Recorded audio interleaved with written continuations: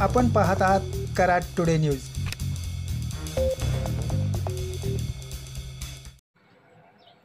राष्ट्रवादी काँग्रेस पार्टीचे नेते माजी सार्वजनिक बांधकाम मंत्री विक्रमसिंह पाटणकर यांचे चिरंजीव सत्यजित पाटणकर तसेच काँग्रेसचे नेते हिंदूराव पाटील यांनी काल मुंबई इथं भारतीय जनता पार्टीत प्रवेश केला। आज या दोघांचे सातारा जिल्ह्यात आगमन झाले। कराड इथं त्यांचे स्वागत करण्यात आले। त्यानंतर सत्यजित पाटणकर व हिंदूराव पाटील यांनी कार्यकर्त्यांसह स्वर्गीय यशवंतराव चव्हाण यांच्या समाधीचं दर्शन घेत अभिवादन केले। त्यानंतर त्यांनी माध्यमांशी संवाद साधला। भारतीय जनता पार्टी हा देशातला नंबर 1 चा पक्ष आहे।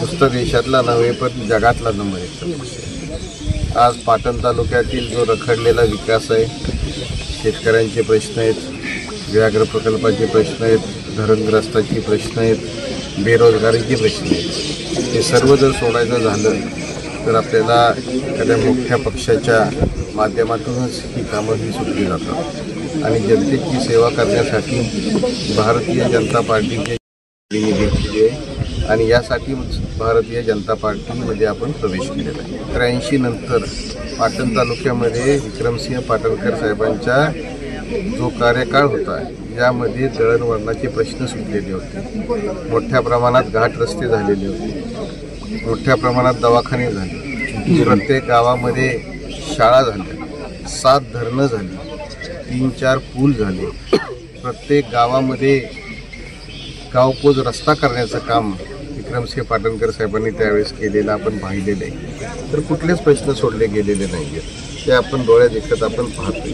रोजगार निर्मितीच्या संदर्भात कुठलाही नवीन प्रकल्प या 10 वर्षात आलेला नाही। 22 प्राथमिक शाळा ह्या बंद झालेल्या आहेत। आज जर तुम्ही पाहिलं तर गेल्या 10 वर्षामध्ये जे 2-4 धरणांची जी कामं रखडलेली आहेत ती अजून रखडलेली तशीच दिसतात। हे जर आपण प्रामुख्याने पाहिलं तर तुम्हाला समजून येईल की गेल्या 10 वर्षात काही प्रश्न रेंगाळले।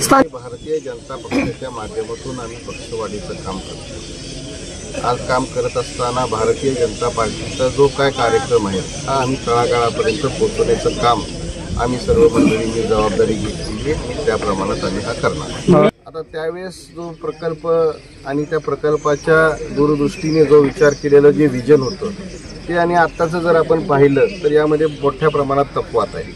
आज जर आपण पाहिलं तर नवीन महाबळेश्वरच्या नावाखाली आज जी गावं, आज मला वाटतं 250 का काहीतरी गावं आज त्या नवीन महाबळेश्वर प्रकल्पामध्ये घेतलेली आहे, परंतु या 250 गावामध्ये प्रत्येक सर्वे नंबरमध्ये काही ना काहीतरी MSRDCने आज त्या ठिकाणी आरक्षण टाकलेलं आहे। ते आरक्षण काय टाकलेलं आहे हे सुद्धा स्थानिक माणसांना किंवा स्थानिक लोकांना माहीत नाही आहे। आपण पत्रकार मंडळी आहात, आपण तोच प्रश्न आहे की आता तुम्ही दोन्ही एका महायुतीमध्ये आहात आणि पर्यटन मंत्री पण तुमच्याच मतदारसंघामध्ये आहेत, म्हणून हा प्रश्न आता कसा मार्गी लागणार हे विचारतो मी तुम्हाला। आता हाच तर आम्ही भारतीय जनता पार्टीच्या माध्यमातून आज हा प्रश्न आम्ही निश्चितपणे आयरणीवर आणून वरिष्ठांच्या लक्षात आणून देऊ की स्थानिकांना विश्वासात घेतल्याशिवाय स्थानिक जमिनींवरती कुणीही त्या ठिकाणी आरक्षण टाकू नये, लोकांना देशोधडीला लावू नये।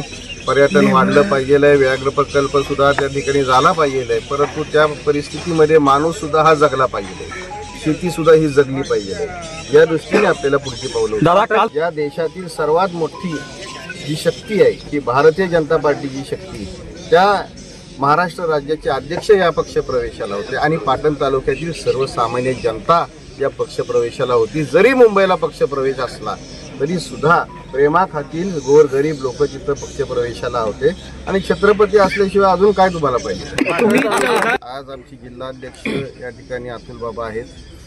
अतुल बाबांना वरून जे काय आदेश येतील ते आमच्यापर्यंत पोहोचतील, त्याप्रमाणे निश्चितपणे पुढची पावलं आम्ही उचलू। मग मी सांगितलं तसं पक्षप्रवेश किंवा पक्ष बदलत असताना आम्ही कुठल्या वेगळ्या वाटेने गेलेलो नाही आहोत। सुरत मार्गे गुवाहाटी असं काही आम्ही काही वेगळा प्रवास केलेला नाही आहे। पक्ष सोडत असताना सुद्धा आम्ही आमच्या वरिष्ठांना कल्पना देऊन आम्ही त्यांना सगळं समजून सांगूनच आम्ही हा भारतीय जनता पक्षाच्या माध्यमातून चालू केलेला आहे। आम्ही जवळजवळ 35 वर्ष एका विचाराशी आम्ही बांधील होतो आणि तिथून पुढं 50 वर्ष आम्ही भारतीय जनता पक्षाच्या माध्यमातून भारतीय जनता पार्टीला बांधील राहू अशी गवाही आम्ही दिलेली आहे आणि म्हणून ते नाराज आहेत। हे बोलणं चुकीचं आहे. जर आपण विचार केला तर मुंबईला काल जर आपण पाहिलं उत्साहाचं वातावरण, तर पाटण तालुक्यामध्ये विक्रमसिंह पाटणकरांवरती प्रेम करणारे गोरगरीब जनता ही स्वखर्चाने पाटणला आलेली होती. वर्ष मी काँग्रेसबरोबर काम केलं. गेल्या 10-15 वर्षामध्ये आम्ही विकासापासून लांब जाऊ लागलो. पाटण तालुक्यामधल्या सर्वसामान्य लोकांची विकासाची भूक फार मोठ्या प्रमाणावर आहे. आता मगाशी आपल्याला सांगितलं त्या पद्धतीनं विक्रमसिंह पाटणकरांच्या काळामध्ये निश्चित स्वरूपात विकास मोठ्या प्रमाणावर झालेला आहे. परंतु त्यावेळेचं संपूर्ण विकासाची भूक सातत्यानं चालू राहते. आजसुद्धा बऱ्याच मोठ्या प्रमाणात पाटण तालुक्यामध्ये विकासाची भूक आहे आणि ती भूक भागली पाहिजे. खऱ्या अर्थानं अजूनही बरीचशी विकासाची कामं करण्यासारखी आहेत. मगाशी आपल्याला सांगितलं सत्यजित सिंहांनी त्या पद्धतीनं या तालुक्यामध्ये प्रोजेक्ट आणले पाहिजेत. रोजगाराच्या लोकांना, बऱ्याचशा लोकांना गरज आहे. आज आपल्या पाटण तालुक्यातून बऱ्याच मोठ्या प्रमाणावर मुंबईला लोक जाऊ लागलेले आहेत. ते लोंढा थांबवणं एवढ्यासाठी प्रोजेक्टचीच गरज आहे आणि ते ह्या भाजपच्या माध्यमातून त्यांच्या हातामध्ये सत्ता आहे. आणि आज नाही म्हणलं तरी हिंदुत्वाची एक वेगळ्या पद्धतीची लाट या देशामध्ये मोठ्या प्रमाणावर आहे आणि त्या सर्व लोकांची मानसिकता अशी आहे की आमच्या दोघांच्याही दारामध्ये रोज सकाळी 5-50 माणसं येत आहेत की तुम्ही हे बदल झाला पाहिजे आणि ते करणे ही त्यांची मानसिकता आहे. आणि अशा पद्धतीनं लोकांना जे अपेक्षित असेल त्या पद्धतीचंच प्रतिनिधित्व आपण दिलं पाहिजे आणि आज त्या गोष्टीची गरज आहे. आज आपण पाहिलं मोदींच्या नेतृत्वाखाली